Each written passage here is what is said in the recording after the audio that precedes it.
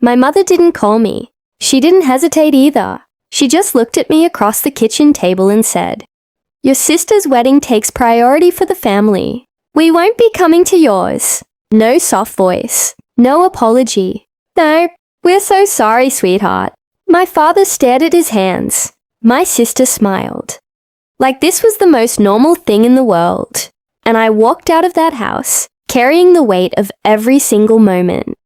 I had been told to understand, to be the bigger person, to step aside. I didn't fight. I didn't beg. Instead, I opened a door to a life they had never once asked about. And what happened next? It changed everything.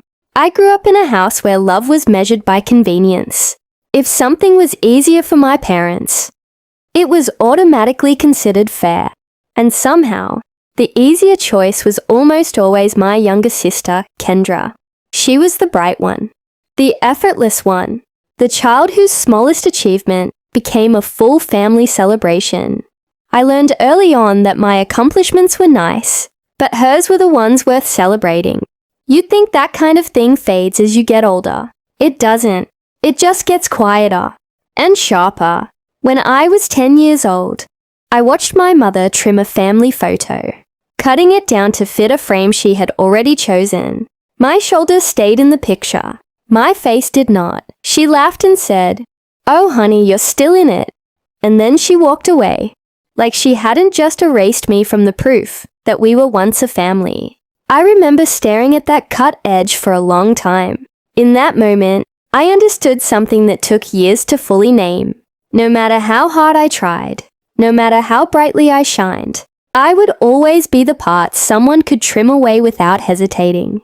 Maybe that's why I pushed so hard later in life. Scholarships, sleepless nights, building a supply chain platform, almost entirely from the ground up, pushing through when investors said no.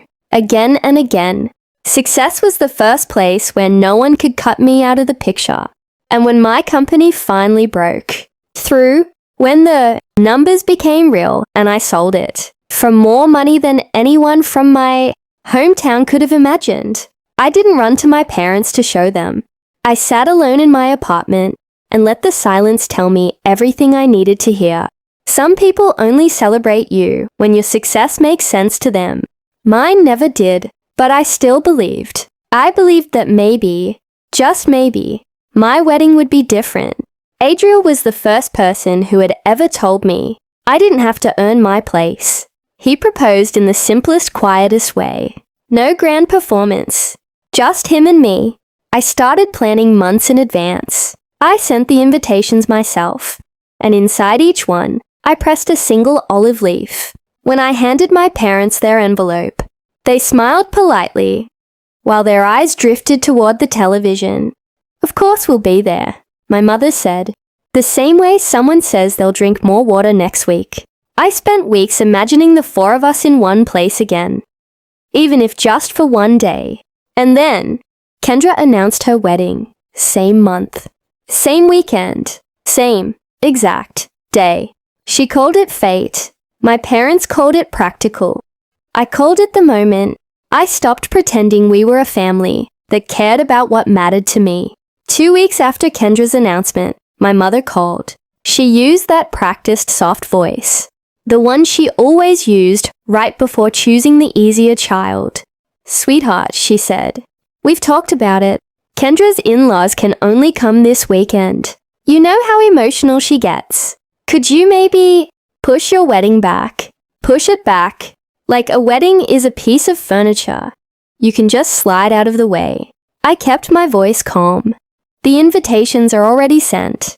A short pause. Then, "You're strong, Amber. You'll understand. Your sister would completely fall apart if we weren't there." I looked out the window and watched the city grow dark. It wasn't even the request that hurt. It was the certainty behind it. The familiar choreography. Kendra wants something, so everyone rearranges themselves around her, even if that means pushing me out of the frame. A few days later, Kendra texted me, cheerful, almost giddy. "Isn't this crazy? Our weddings are on the same day. It's like the universe connected us." I read it 3 times. I started typing a response, deleted it, started again, deleted it again. In the end, I left it unanswered. What was I supposed to say? Kendra had never grown up in a world where someone else's joy swallowed her own. She couldn't understand it, because she had never had to live it. The real break didn't come with a fight. It came quietly. A Wednesday night. A text from my mother. After a lot of thought, we've decided we can't come to your wedding. Traveling between both events is too complicated. We hope you understand. No apology. No heartbreak in her words. Just logistics. The same language I had used for years in business emails. I sat on the edge of my bed and stared at the glowing screen. My heart wasn't racing. It went quiet, strangely quiet. I thought I would cry. But instead, I felt something old and clear, rising slowly to the surface. I typed back 2 words. It's fine. But the moment I hit send, I knew it wasn't an ending. It was a beginning. Something in me had stopped bending, and it had finally broken. Cleanly. Completely. Late that night, while the house was still and Adriel slept in the next room, I opened my laptop. I scrolled through contacts I hadn't called in years. Rachel, Aunt Marion, Eli, people who had always seen the imbalance in my family and never said it out loud. For the first time, I didn't feel like a child asking for a seat at the table. I felt like a woman deciding who gets to sit there. And my parents didn't make the list. The next morning, I drove to a small overlook at the edge of the city. The air felt wider out there. Adriel came a few minutes later, carrying 2 cups of tea. He sat beside me without saying anything. He always knew when silence was the kindest answer. They didn't even hesitate. I finally said. He exhaled slowly. Then stop waiting for them to choose you. I nodded, and something inside my chest shifted. Something solid, like a lock finally closing. That night, I opened a folder on my computer I hadn't touched in months. Inside, the deed to a villa in Tuscany, stone walls, an open courtyard that felt like a place where truth could live comfortably. I had bought it after selling my company. Part of me needed a refuge. Another part needed a place that was entirely, undeniably mine. I had never told my parents about it. Why would I? They had never once asked. As I scrolled through the photos, the golden hills, the long stone table beneath lanterns, one thought formed clearly. I could have my wedding here. Not as a competition, not as a family performance, but as a gathering of people who actually wanted to come. I messaged Rachel first. She called back immediately. Please don't tell me you're cancelling. No, I said. I'm just moving it to Tuscany. She didn't hesitate for 1 second. Send me the date.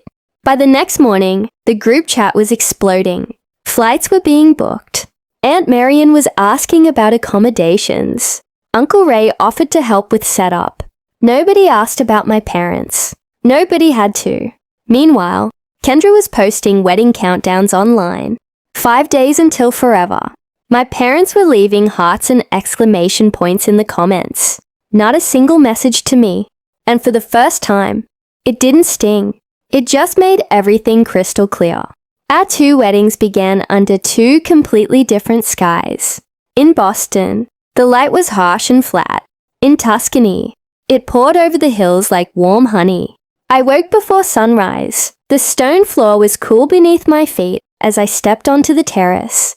The olive trees whispered in the wind, like they were saying, "This is your place, your choice." In the courtyard, people moved quietly. Lanterns were being arranged. Linen was draped over the long table. Everything felt calm, real, exactly the life I wanted. But in Boston, things looked very different. My cousin Eli sent me a photo. Rows of chairs set up in a reception hall. He wrote only, "This is about to implode." Rachel sent another picture minutes later. My parents standing at the entrance, perfectly dressed, but their smiles looked tight. No one from the extended family had come. Not one person. Kendra kept checking the guest list on the wedding planner's tablet. "They're probably just running late," she said. But even she didn't believe it anymore. Back in Tuscany, the courtyard was filling with life. Rachel arrived with her kids. Uncle Ray greeted the musicians. Aunt Marion was photographing the vineyards. And my grandmother, Elise, she walked up to me, took my face in both hands and said, "My girl, look at you. Look how far you've come." For the first time in my life, I didn't feel like an afterthought. I stood at the center. Not because the world revolved around me, but because I had built a world that didn't need to bend. Then Rachel sent a photo into the family group chat. Me, standing in the Tuscan sunlight. Behind me, guests rising beneath grapevines and lanterns. Within seconds, more photos followed. The long table, the flowers, Adriel taking my hand. Someone in the Boston reception hall gasped out loud. My mother went pale. She grabbed my father's sleeve. "Kendra," she whispered. "They're all in Italy." Kendra's bouquet slipped in her hands, and for the first time in her life, she understood something. The world didn't revolve around her. While her evening fell apart, mine was just beginning to bloom. The musicians played. Candles flickered. Children danced barefoot between the lanterns. Adriel leaned close to me. "They know now, don't they?" I nodded. "They're seeing the life they never asked about." Later, my phone buzzed. A message from my father. "Are you there?" Then my mother. "Why didn't you ever tell us you had a place like this?" Then Kendra. "Is this a joke?" I turned my phone face down on the table. Rachel laughed softly. "They must be losing their minds." "Probably," I said. "Are you okay?" she asked. I looked out over the table, full of people who had come because they wanted to. I've never been better. That night, I understood something I want you to hear clearly. Family is not the name you carry. Family is the people who show up when your heart is on the line. I spent years asking for a seat at their table, bending, shrinking, waiting to be chosen. The day I stopped, I built my own table, and the right people found it. If you are sitting somewhere right now, quietly waiting for someone to finally choose you, I want you to know something. You are allowed to stop waiting. You are allowed to build the life they never asked about.